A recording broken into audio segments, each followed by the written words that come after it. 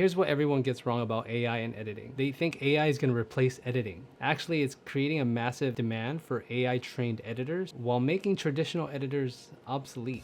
Hey, what's up? I'm Matt Maniego. I've been a content creator for the last 15 years, and I am the creator of the Content Automation Engine, a system that'll help you scale your content without the burnout. Today, I'm going to show you how I use AI to train my team and the tools that they can use to speed up their workflow. And I'm also going to show you how to actually start a team. If you're still editing by yourself, this is something that you could probably get done within about 2 to 3 days, but you can get started today. Let's get into it. So what I've done to help keep my team up to speed in this AI era of content creation, I train them using AI. And I help them figure out how to use these tools so that they can keep up in this ever-changing world of AI-generated content. AI isn't here to replace your team, it's here to accelerate your team. And that's why we need to use AI like a drafting assistant and not a replacement.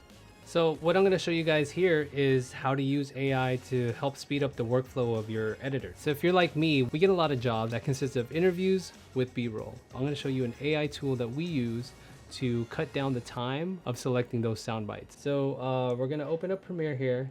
We're going to go to the project folder. So what I tell my team to do here is to sort this by size initially, so that you can get the biggest files up at the top.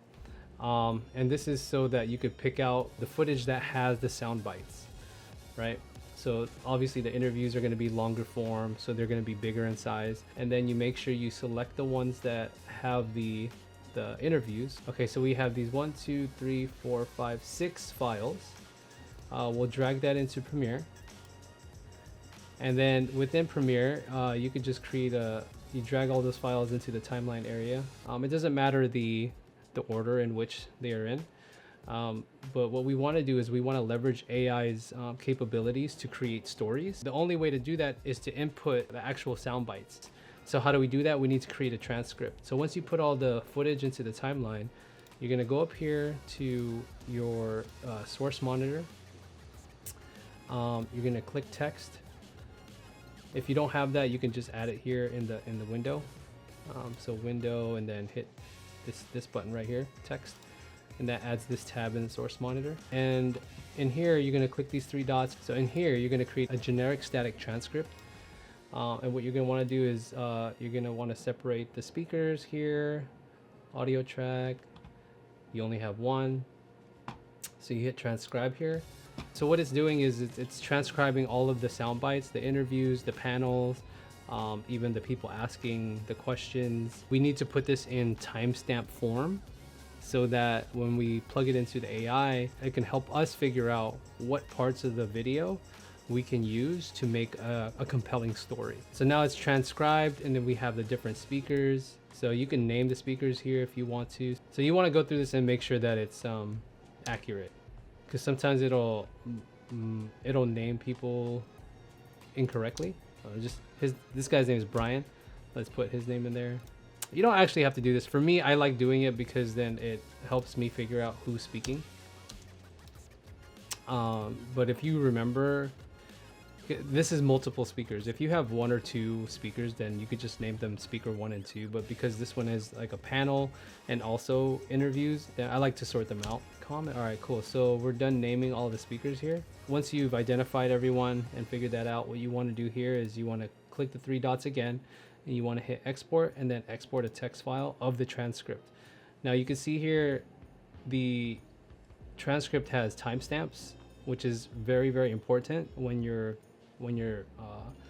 having the AI analyze the transcript. Just put GSV transcript here. Once you have the transcript saved, what you're going to want to do is go to your choice of AI. I like to use Claude.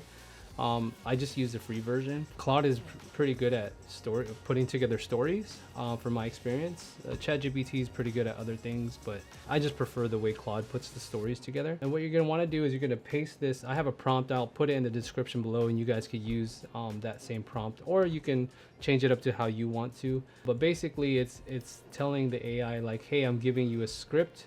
Tell me about it, and then let me know what type of video you think we should make out of this using the sound bites. So we just hit upload here. And what it's going to do is it's going to analyze the script or analyze the transcript, and then it's going to give me an overview, and then it'll start thinking about what type of video will be made. And here it's already giving me sound bites from the transcript that we could use. So in about 10 to 15 minutes, you can get a pretty well thought out script from all the sound bites that you've captured that was in the footage. You want to go over it to make sure that it's cohesive, like the script is cohesive. And then also you want to verify that the timestamps are accurate. Sometimes it like gets a little wonky, but for the most part, in my experience, it's pretty accurate. So here it kind of tells you the core themes and the target audience, and then it'll give you all the timestamps of where to get this footage. So once you have this part down, again, it took 10-11 minutes to get this, and once you have a pretty good story down, you basically just cut these parts out, right? So within 10 minutes it's already chosen those parts for you so that your team knows where to go right off the bat. There's no more like looking for other things. So the purpose of showing this is that it allows you to use and leverage AI to help speed up your workflow. So imagine if you're implementing this by yourself, you'll get a video done faster. Now imagine giving this tool to 2 to 3 editors. Now you're pumping out content at scale without losing any quality. So you have your timeline down with all your sound bites. Great. Now you want to create a B-roll sequence. And we all know creating B-roll sequence takes time because you have to trim the parts of the B-roll. You have to sync it to the music. I'm going to show you an easy way to sync it to the music. For this example, I'm going to show you how to use it in CapCut. You could also do it in Premiere, but you have to manually do it. I'll link to another video that I found that allows you to do this in Premiere as well, but in CapCut it's just way faster. So what you're gonna do is you're gonna click the audio track, and this little tab right here says AI, add marker. You're gonna hit beats 1. So it's gonna add markers to every first beat, so like the 1s and the 3s. If you want to add markers to the 2 and the 4 beats, you can hit beats 2, and then it'll start putting markers on every beat basically. So every beat like 1, 2, 3, 4, 1, 2, 3, 4. And you don't have to do this for the whole track. This is just for the sake of showing you guys in this example. So let's say you have your B-roll already chosen, right? So the rest of the footage that wasn't selected in the first go around, you import it into CapCut right here. And in CapCut, again, it's a little bit easier. So basically you select your clips, the B-roll clips that you want, and then you can drag it to your timeline, and then it'll sync it up to the timeline based on those audio markers that we created. And now everything's there. You have your whole B-roll sequence. So I've been recording for 19 minutes. So that means in real time, within 19 minutes, you'll have your audio bites good to go, and you'll have somewhat of a B-roll sequence ready to go. Yes, you're gonna have to go in there and kind of tweak it a little bit, but again, it's already to the beat. It's done half the work for you, right? So now you're speeding up your workflow. Again, multiply this over 2 to 3 editors, or even 1 extra editor, right? And now you're producing things faster without having to spend more time instructing somebody or telling somebody what to do. Those are the 2 tutorials that using these AI tools. And so, how do you even build a team? And here's another quick tutorial. You could get this done in the next 30 minutes if you really want to. So what I like to do where I go to build my team is I go to onlinejobs.ph. I've been to a few different websites like Fiverr or Upwork to find video editors, but in my experience, the best has been onlinejobs.ph. Now I know what you're thinking. Why would you hire someone that's 15 hours ahead? Isn't that time difference a big issue? Well, time zone difference is an advantage. So in my workflow, I'll send feedback before I go to bed, and I wake up to a finished video. It's like having next day edits regularly. And yes, it might take a week or 2 to get up to speed for that type of workflow, but I'm telling you, once you have that established, you're gonna question why you ever edited videos on your own productive time. And so in here, you'll go to the website, go ahead and sign up for the website. It's like $70 a month, but it's totally worth it because the people on this website are vetted. It's not like Craigslist, right? So they have to pay also on their side to be on the platform. So I type in video editor here, and what I like to do is I look for the people who are last active within a week or less. And I do that because this tells me that they're looking for a job, right? And instead of looking through people's portfolios, which is also necessary, but just for the sake of time, What I like to do is I look for people who have nice profile photos, because if they spend time on their profile photos, it's more than likely they'll give that attention to detail in the videos that they edit for you, right? So here's Dorica, is one of them. She has pretty nice, it's like there, she's using yellow here. So you're gonna hit contact and you type in video editor, and then I use a standard email to reach out to people. And basically you could use that, you could edit it the way you want to. You replace your name, my name, with your name, and your position and all that, and put your contact information in there. And then once you paste it in that message, you hit send message. I'm not gonna send this message because I'm not looking for an editor right now, but it's that easy. So you're gonna do that process 5 times. You're gonna reach out to 5 people, and you're probably gonna get like maybe 2 to 3 people reaching back out to you, typically within a day, if not a few hours. Again, the people who are on this website that are active this last week are usually ready to work, right? So they're looking for a job. Once they reach back out to you, schedule a call with them, and then you're gonna give them assignment. And what you're gonna wanna do is you're gonna ask for a sample edit. And you can use one of your old projects, something that you've already worked on, so that it's not mission critical, something that they could, try out, right? So that you could get a feel for their editing style and how fast they can edit. If it's a longer piece, I typically ask for them to do like a short or like a reel, something that's under a minute. Or if it's a longer piece that you have, like if you have like a event recap, I would just have them cut like 30 to 45 seconds worth of it.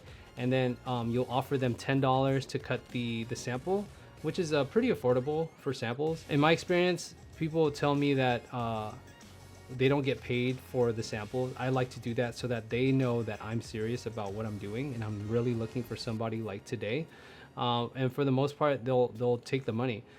Mainly because, again, they're active, they're searching for jobs, they're looking for work. So they will more than likely take the $10 to get the sample done.